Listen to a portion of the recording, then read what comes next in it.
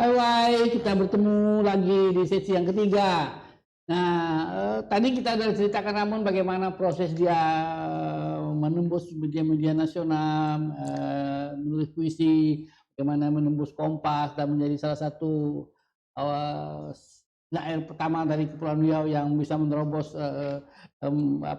ruang budaya koran yang begitu bergengsi seperti itu. Nah, sekarang kita kepingin tanya Ramon, sampai puncak sekarang. Saya dengar Anda ini sudah pernah ke Perancis kemana-mana, karena pergi ke Paris itu bukan karena jalan-jalan, tapi karena Anda menemukan sebuah gaya pengucapan yang khusus tentang soneta, dan ini membuat para peminat sastra, pengamat sastra dunia termasuk Perancis merasa ini ada sesuatu yang bagus seperti itu. Dan kemudian Anda juga sudah menulis banyak buku. Saya kira kan Anda cerita dengan kami lah, para pemirsa, bagaimana proses Anda bisa sampai ke Paris, sampai dengan bagaimana sana mengelola, membawa soneta menjadi sesuatu produk sastra dunia seperti itu. Oke, right.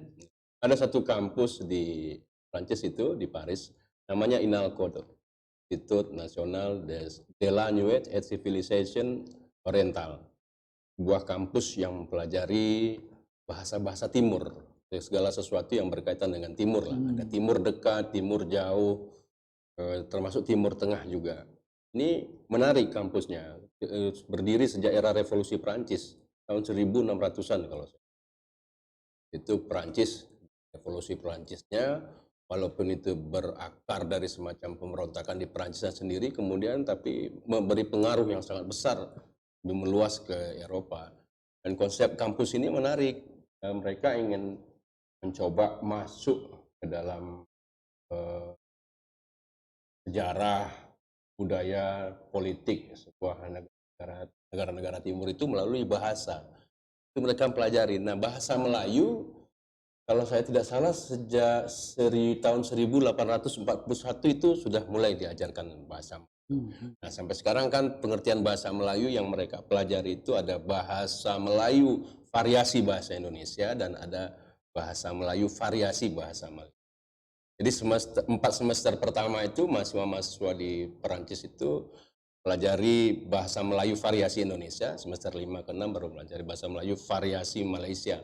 Nah, setiap 2 tahun sekali itu program jurusan jurusan bahasa Melayu itu punya program mengundang sastrawan dari penutur asli nih. Tahun 2015 itu programnya mengundang penutur sastrawan, penutur bahasa Melayu. Yang konsepnya selalu diundang 2 orang tuh. Kadang bisa laki-laki perempuan, bisa tua, bisa muda. Konsepnya 2015 itu tua dan muda itu. Satu nama sudah dapat nih, Bang Fakhrunas MA Jabar, tapi satu nama lain lagi belum.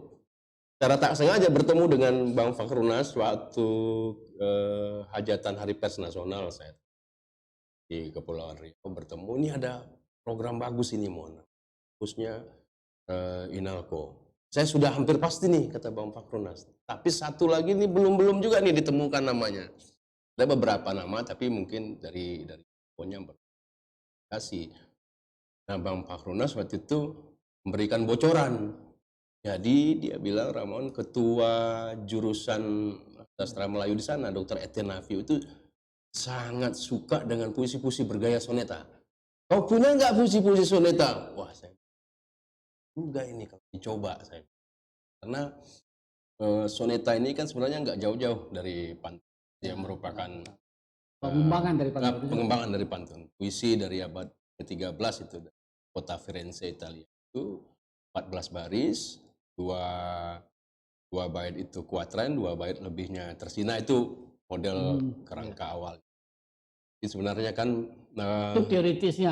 teoritisnya, kiranya kan berkembang ini, banyak berkembang. Saya coba Datuk membuat puisi-puisi soneta itu.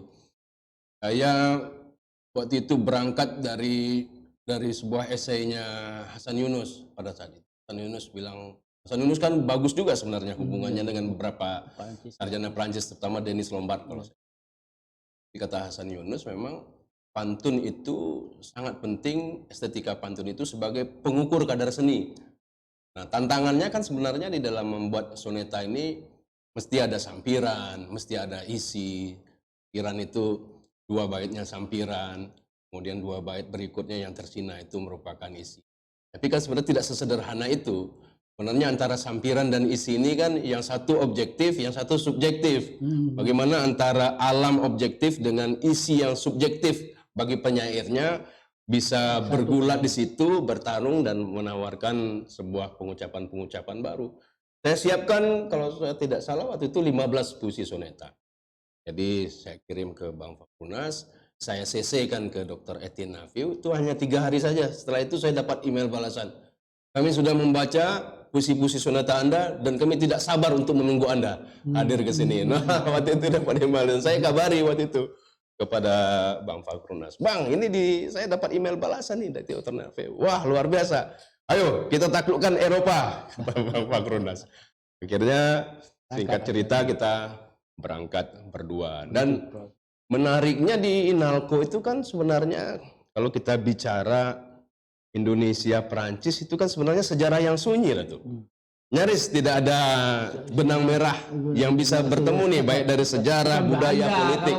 Kalau Belanda sangat kuat. Tapi ini Perancis tidak pernah bersentuhan secara politik sebenarnya itu ya. Atau Inggris, Perancis, Belanda semua oke.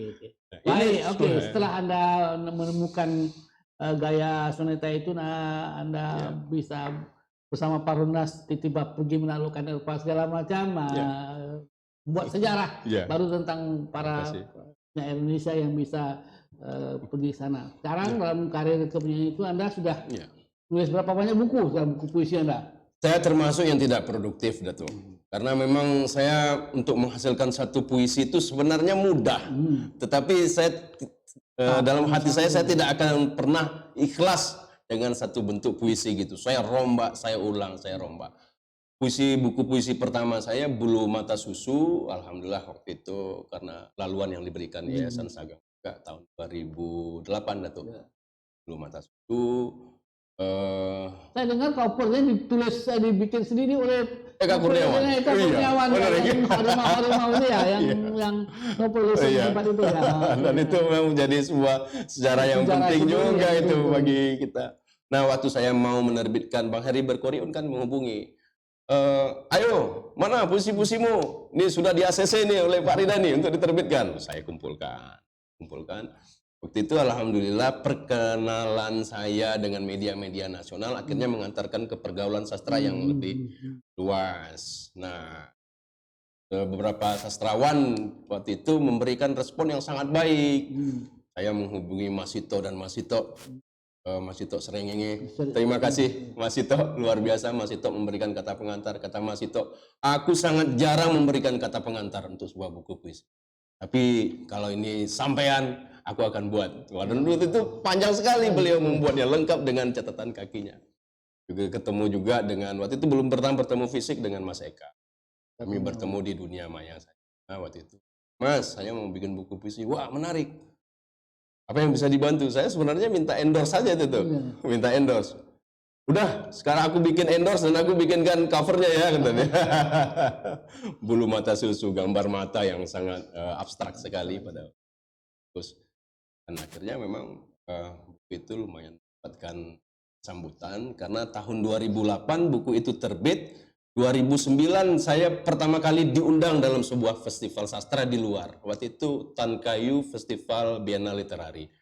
Saya diundang waktu itu sama 3 hari kami di sana, di nama acaranya di atap itu tuh, atap Salihara itu. Hutan Kayu ya. Saya bertemu dengan Mas Mama. Gaulan kali dengan yang waktu itu. Tanpa Bulu Mata Susu mungkin saya tidak akan merambah pergaulan sastra yang lebih luas. Kemudian buku kedua Benang Bekas Sungai yang kemarin saya terbitkan 2 tahun 2017 dan di dalam bekas mata sungai itu, benang bekas sungai itu puisi-puisi mutakhir dan puisi-puisi saya yang bergaya soneta banyak sekali di situ. Dan alhamdulillah dapat 15 besar tuh di itu Sembara Buku Hari Puisi Indonesia dari 269 naskah yang masuk waktu itu. Anda ini sebetulnya bukan hanya penulis puisi yang bagus, juga Anda ini seorang pembaca puisi yang bagus Oh gitu sebetulnya, ya, yang saya Alhamdulillah. membaca puisi sendiri yang berbeda. Artinya Iya, Anda iya. mungkin karena pengaruh pernah ikut teater segala macam, Ya. jadi Anda ada proses menjadi bagaimana pembaca puisi yang baik ya. Karena pembaca puisi di Indonesia itu kan sangat berbeda dengan pembaca puisi di luar Indonesia. Di Vietnam, di Oh gitu Malaysia ya. segala macam itu Iya, gaya benar, membaca benar. puisi mereka sangat berbeda Iya, ya iya. dengan kita. Kadang-kadang datar ya, cenderung datar ya itu ya. Kita ini lebih ke performan, lebih kepada pertunjukan Performan, seperti ya. itu. Ya, oke. Nah, Tapi sebenarnya itu kalau agak menjebak juga. Saya sempat dulu berpikir tuh untuk menjadi seorang penyair bagus di Kepri ini, sepertinya nih ya cukup dengan hanya membaca puisi yang bagus. Tapi saya tak mau menjadikan itu sebagai sebuah opini yang akan menghukum kita. Bagi saya ya menjadi penyair bagus ya harus seperti Sutarjikal Zumbahri, puisi bisa bagus, membaca baca puisi bagus, bagus. baca puisi juga harus bagus.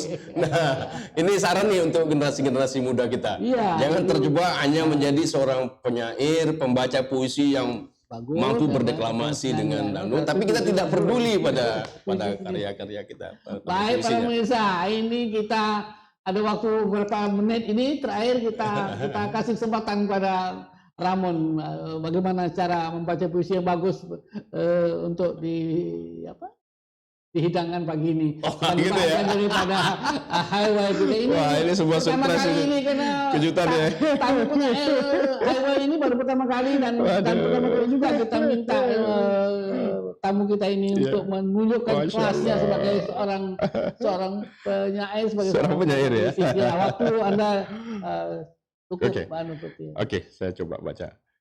Saya menulis puisi terbaru nih, judulnya Kepada Rindu, Datuk. Oh. Alhamdulillah, lumayan viral. Ini puisi ini saya baca pertama kali ketika KNPI di Kota Batam menyelenggarakan konser COVID. Jadi semua Ini masih ada hubungan dengan COVID puisinya? ada Oke. dengan COVID. Di mana? Di sini saja ya? Iya. Oke, siap.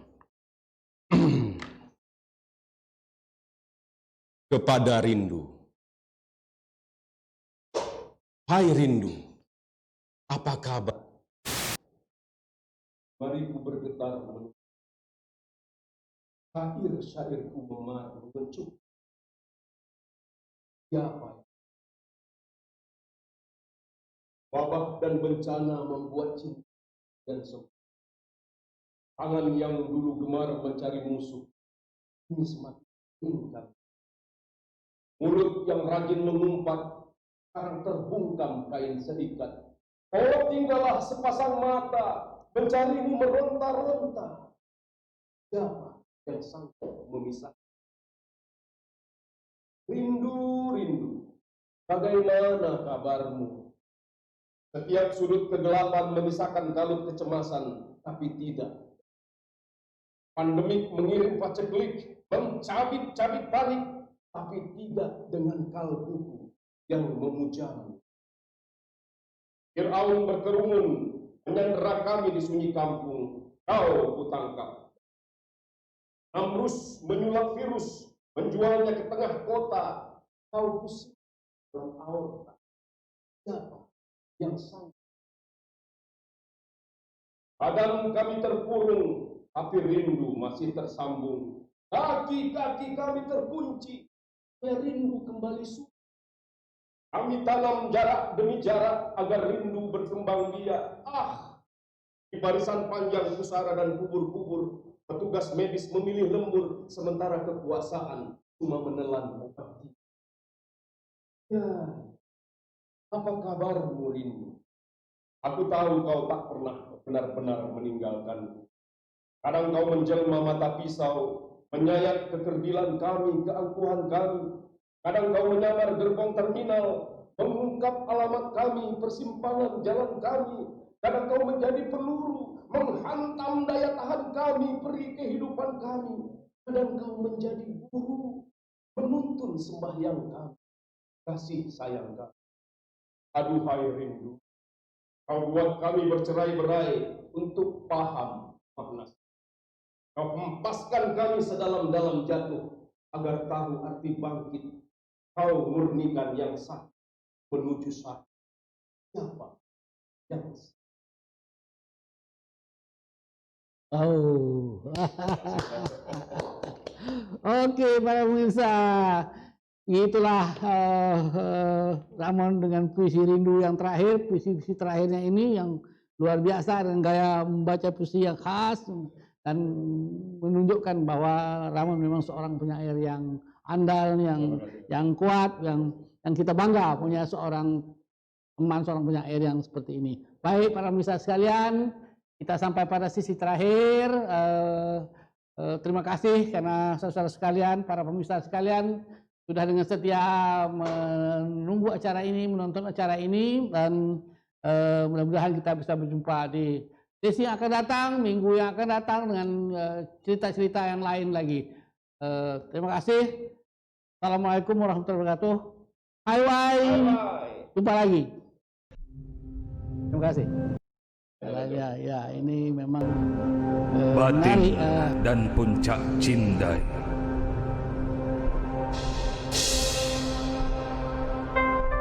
Bismillah itu